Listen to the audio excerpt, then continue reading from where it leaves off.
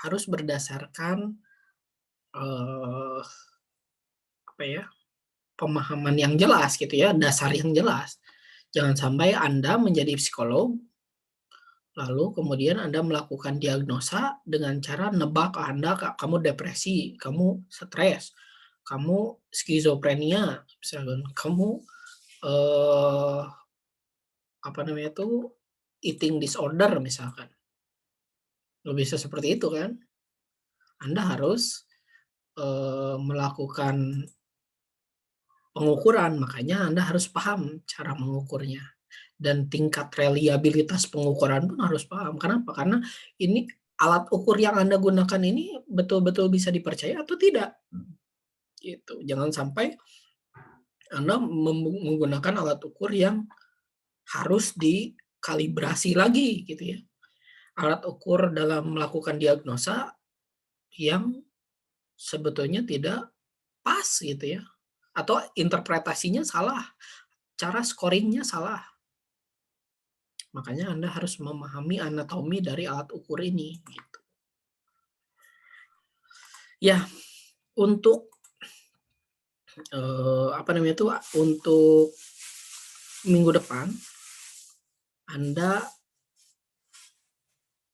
apa namanya itu, gunakan Anda hitung korelasi ya, hitung korelasi, sorry, hitung reliabilitas. Silakan data Anda transformasi secara linear dengan cara yang tadi Anda coba, lalu kemudian uji reliabilitasnya. Nanti akan kelihatan sih sebetulnya kalau Anda melakukan reliabilitas secara langsung dan reliabilitas secara ditransformasi terlebih dahulu gitu ya. Ya mungkin saya nggak tahu data Anda itu, ditransformasi atau tidak, tapi saya bisa lihat, data itu sudah ditransformasi atau belum, dilihat dari koefisien reliabilitasnya.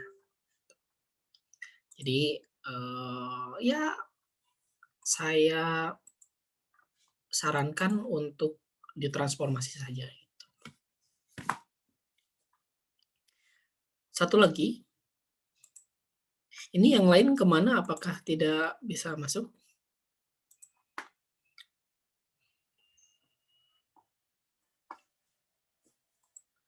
Oke, kita lanjut, ke kelihatan ini? Tabel ANOVA ini? Terlihat, Pak. Oke. Tabel ANOVA ini hasil dari analisa dari, scale, reliability, statistik. Nah ini, F-test-nya. F-test-nya diklik gitu. Jangan none, default-nya none. Anda pindahkan ke F-test. Lalu muncullah ini. Ini untuk apa? Jika Anda jika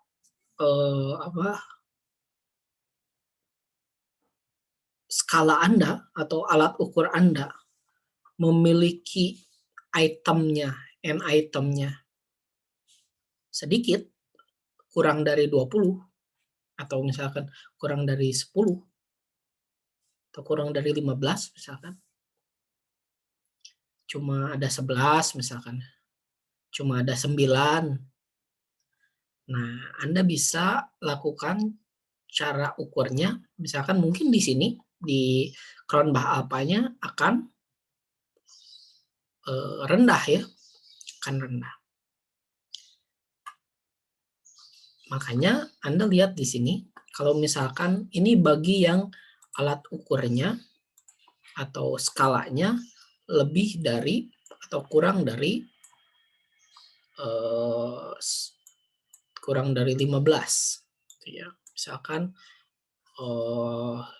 ada yang 11 gitu ya, 11 item, ada yang 9 item, ada yang 7 item. Kan itu sebetulnya kalau di Cronbach apa akan kecil sebetulnya ininya, koefisien reliabilitasnya. Makanya gunakan formula yang namanya formula Hoyt gitu ya, formula Hoyt. Formula Hoyt ini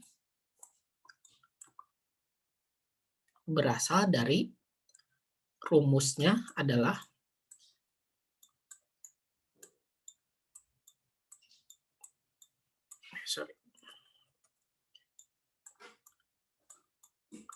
reliabilitas itu notasinya begini ya.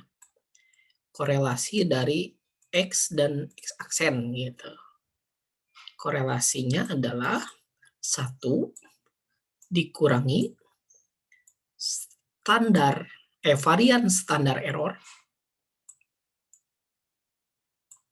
dibagi varians X-nya.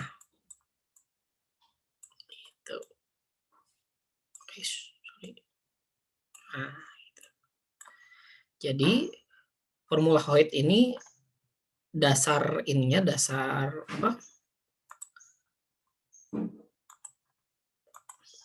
Dasar penghitungannya adalah korelasi X dengan X itu adalah 1 dikurangi standar error dibagi varian standar error, varians error dibagi varians X.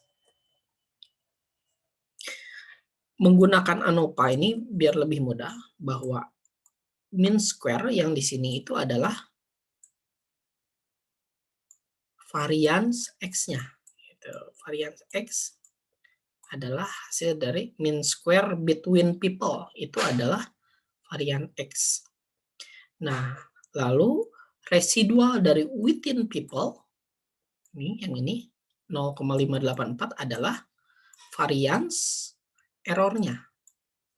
Nah, varians errornya.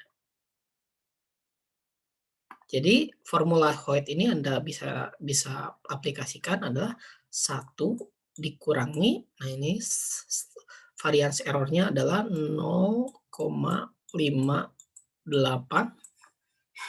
gitu ya, per varians X-nya, varians X. Nah, ini varians X-nya dibagi 413.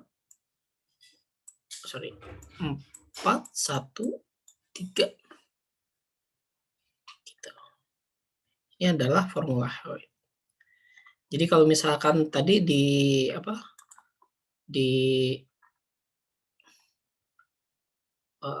pakai Cronbach apa itu 0,892 ya, 892. Kalau pakai formula Hoyt, koefisien reliabilitasnya adalah sama dengan berapa nih?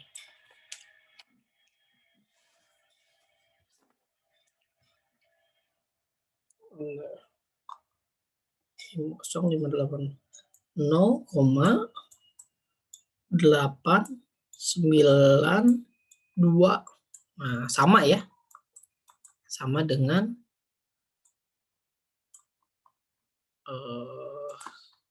koefisien yang ini nih, sama 892. Ini karena ini N-nya banyak gitu ya, itemnya ada 24. Tapi kalau misalkan itemnya di bawah 15 biasanya nanti estimasi reliabilitasnya cukup bagus gitu ya, cukup lebih bagus dengan cara yang lebih praktis, yakni 1 dikurangi residu dari skalanya gitu ya, varians errornya dibagi varians skor tampaknya. Gitu.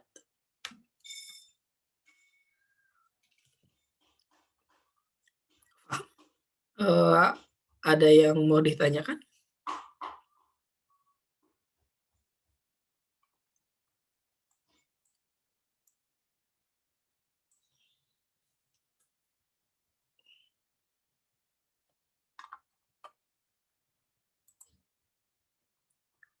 Halo? Masih berada di sana kah? Masih, Kang. Masih, Pak. Masih menyimak, Pak. Saya kira sudah ditinggalkan gitu ya. Ya begitu ya, ini adalah formula Hoyt dalam kasus ketika responden Anda sangat sedikit, item Anda sedikit. Item Anda di bawah 15. Anda bisa gunakan formula Hoyt jika estimasi reliabilitas alfanya kecil, misalkan di bawah 0,7. Misalkan 0,68, misalkan kron alfanya 0,68. Anda bisa gunakan formula ini. Kalau ininya kecil. Tapi kalau misalkan besar gitu ya, si n itemnya lebih dari 15, ini 24 ya, nanti hasilnya sama aja. 0,892 juga itu, 0,58 per 5,413, silakan hitung sendiri. Ya, ini hasilnya 0,892. Ini adalah formula Hoyt. Gitu.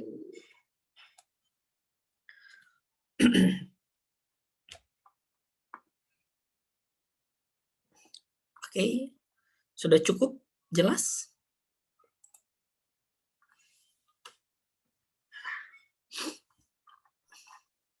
Ini sisanya kemana? Mungkin ketiduran ya?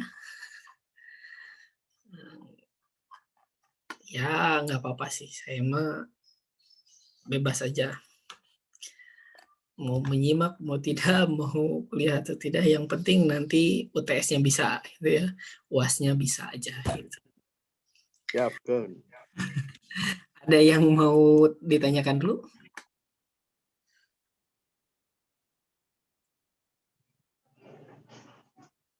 Kang nanti minta rekamannya, Kang.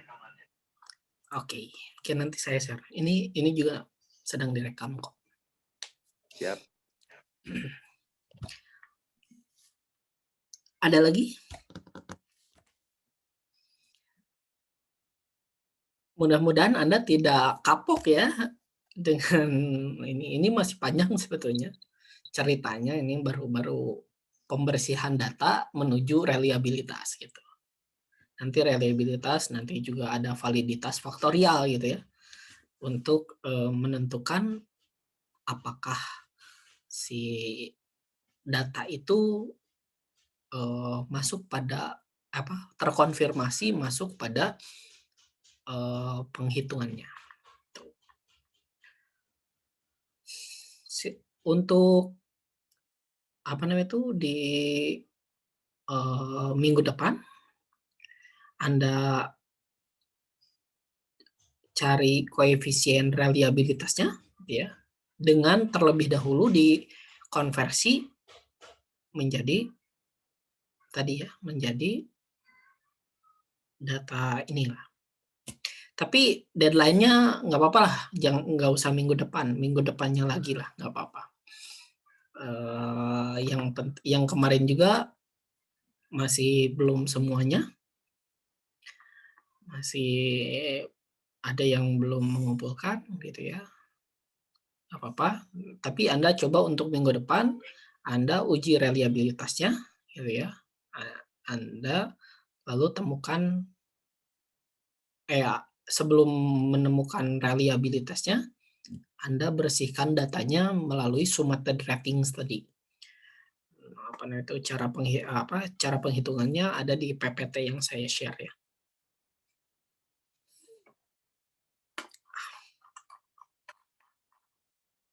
Ada yang bertanya?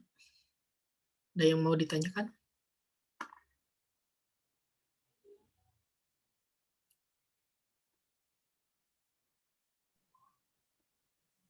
Belum ada, Pak. Cukup. Oke. Saya harap Anda sudah mulai membuat format final dari ininya ya. Format final dari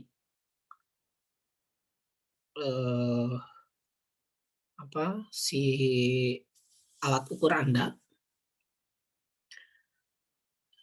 Setelah Anda menemukan reliabilitasnya, kalau menurut Anda reliabilitasnya lebih dari 0,7 ya, 0,8 gitu ya, 0,8 ke atas, Anda langsung sebar data saja. gitu ya. Anda sebar data ke subjek minimal 100 orang gitu. Tapi bukan untuk minggu depan ya. Tapi untuk biar Anda nanti tidak ribet gitu ya, tidak ribet dan harus ini, makanya Anda sekarang bersihkan data Anda dulu, kan sudah ada yang mencari data, ada yang sudah mengambil data untuk field test awal ya. Dan field test awal ini Anda gunakan untuk mendapatkan reliabilitas gitu ya. Reliabilitas Anda itu berapa? Nanti minggu depan biar nggak terlalu kosong, Anda reliabilitasnya berapa gitu. Biar setelahnya baru kita lakukan pengujian validitasnya. Ya, kalau misalkan sudah reliabilitasnya 0,8, 0,9, langsung saja sebar si item Anda itu atau si skala Anda itu sebar ke 100 orang, minimal ke 100 orang. Gitu ya. Biar Anda mendapat data dari hasil itu. Nah, itu setelah itu sampai akhir gitu ya, sampai akhir kalau sudah ada datanya, Anda langsung jadikan skripsi saja, gampang gitu. Lulus sudah. Karena itu tuh core penelitian tuh. Ya tinggal setelah datanya selesai gitu ya, setelah Anda bersihkan, lalu kemudian Anda temukan, misalkan Anda interpretasi gitu ya, ya sudah, tinggal Anda cari referensi, tinggal Anda cari studi literatur, sudah selesai jadi skripsi itu. Sudah cukup. Oke, terima kasih atas perhatiannya. Kita usaikan sekian pertemuan ini. Semoga tidak kapok ya. Semoga Anda tetap semangat di mata kuliah ini. Mohon maaf jika ada kesalahan. Terima kasih. Assalamualaikum warahmatullahi wabarakatuh. Waalaikumsalam. Waalaikumsalam warahmatullahi wabarakatuh. Terima kasih, Pak. Terima kasih, Pak.